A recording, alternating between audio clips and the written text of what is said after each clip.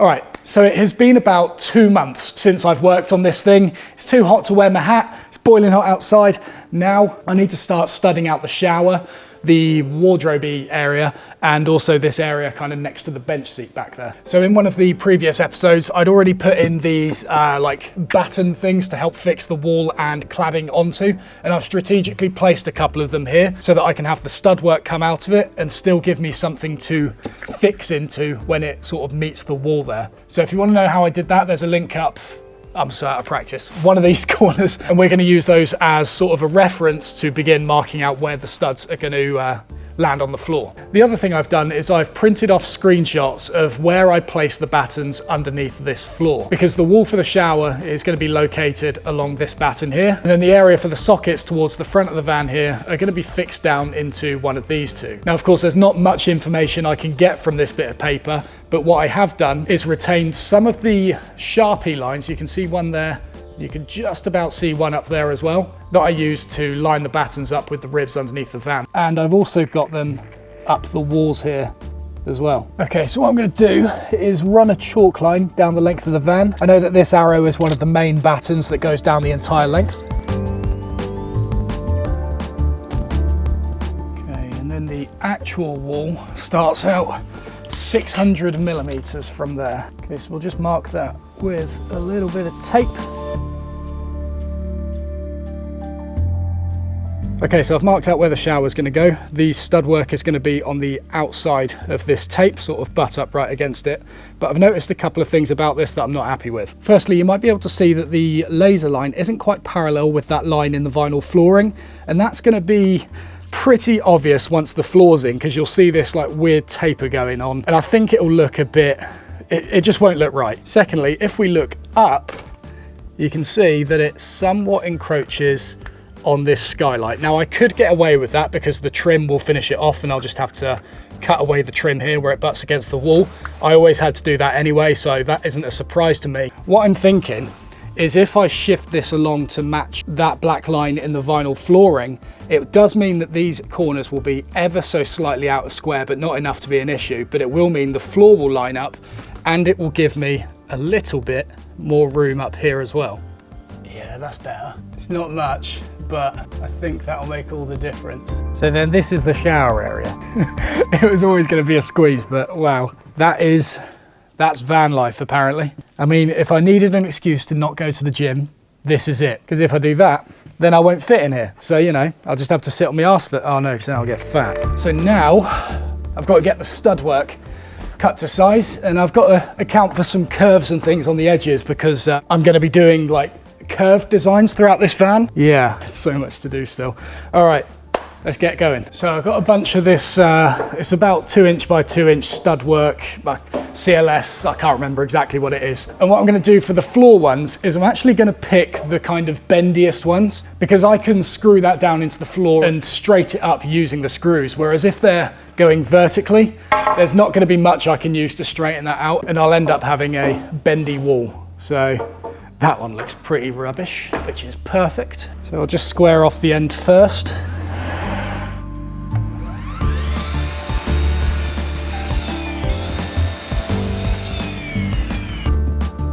So this one, 590 and 375.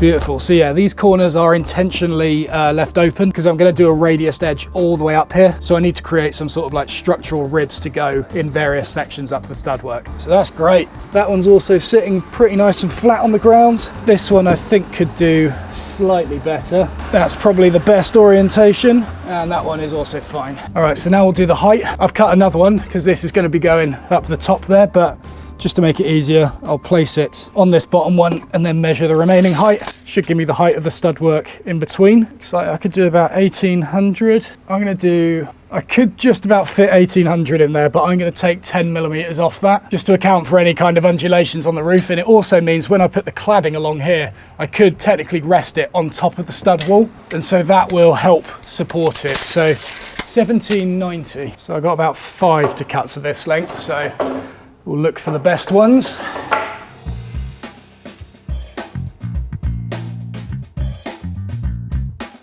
All right, so I ended up cutting a couple of them slightly shorter to account for the curvature of the van. So this is where the uprights are going to intersect. I've got one going there on the corner and another one going sort of around here somewhere. And these need to be a set distance apart because I've got a sliding door going in here that I still need to order from America. Oops. And that is a set size, so I need to make sure that these are spaced correctly. And then I've obviously got another one that's going on the end here. So I could just screw them together, but I think just to help with location, I'm going to domino them into the base because that should add a nice bit of rigidity.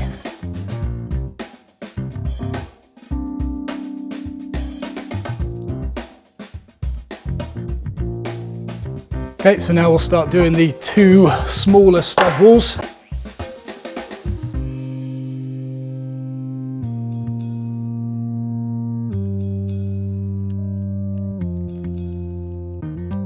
Okay, let's get a little test fit going. Oh, yeah, well there's the first problem. I need to cut that bit off. Make sure to cut it off the right side. That's right in the middle of that joint. I reckon I could make that work. Cut it off to the outside of the joint instead.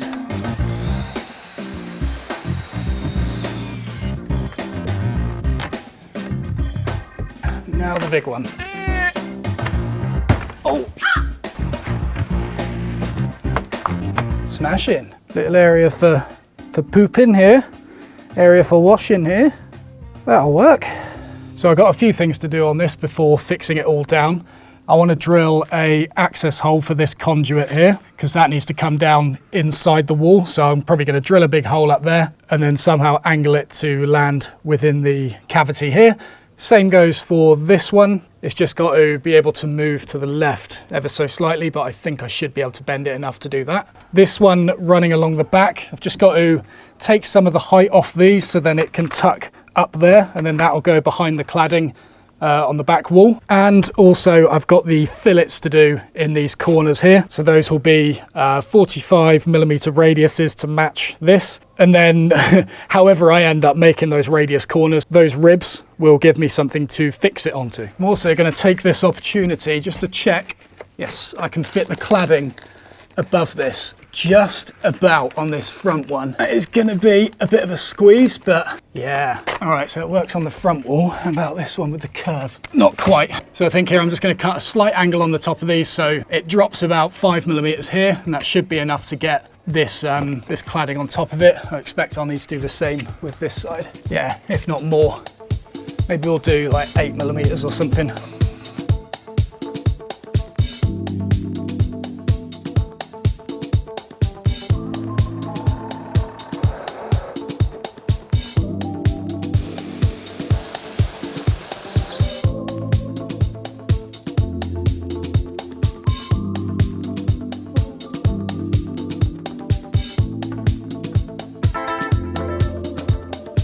Right, so we've got them in. I just need to like shimmy them round a little bit to make sure they're sitting upright and in the correct position. But there's nothing stopping me at this point getting these glued together, apart from the fact it's going to be a bit of a pain to unthread this while getting glue on it, but we'll figure that out. So yeah, we're going to slap some glue in it, attach it to the floor, and then I'll figure out how to do these radiused corners. So because these stud walls required conduits to be thread through them, it would have been difficult to glue them outside the van and then put them back in. And so I simply glued them in situ. I just separated the joint slightly, shoved some glue in it, closed them up, put some screws in, and that was enough.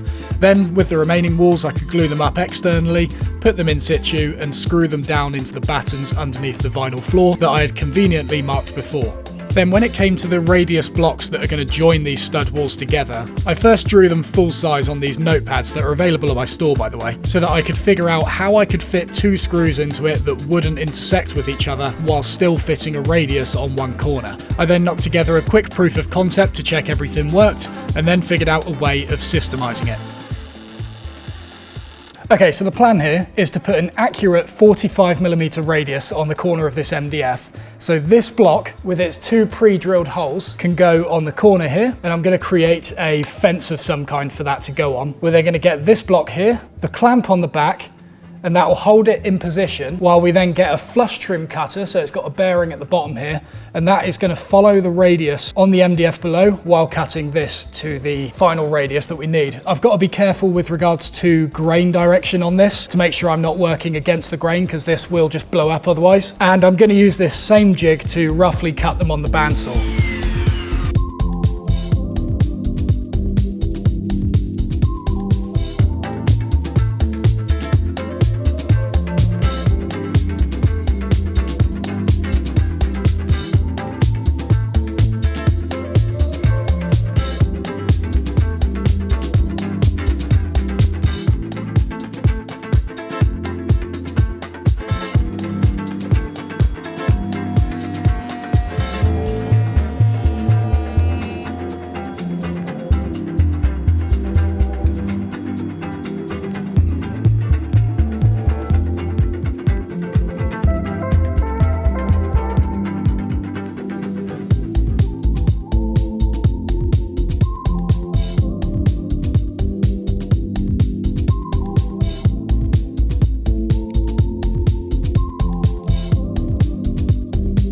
All right, so we got the walls in, and I'm just now thinking about how I'm going to fix it to the roof.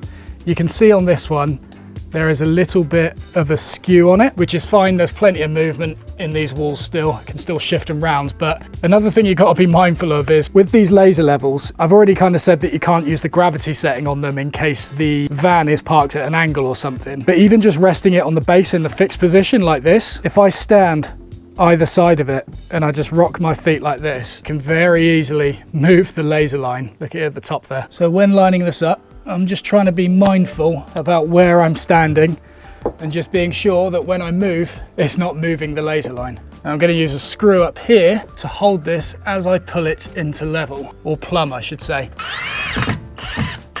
See how that's sitting this way now? So this has only got to be pulled out like 3 or 4 millimeters or so. It's really not much. With the shower done, next I'm going to move on to one of the walls of the wardrobe, and what's special about this is it's going to be filled with tons of conduit. This is basically going to be what disguises the wires as they travel from the circuit board area throughout the van. And so while building this stud work, I also needed to plan the routes for where all of these wires are going to travel. The opposing wall of the wardrobe will actually be sitting on top of the kitchen counter, because this will allow me to turn the area below into drawers and also include some other funky mechanisms that you'll be seeing later in the series. In addition to this wardrobe wall, I had one other very small wall to finish off on the opposite side of the kitchen, because this is going to be what will divide the kitchen from the bench area.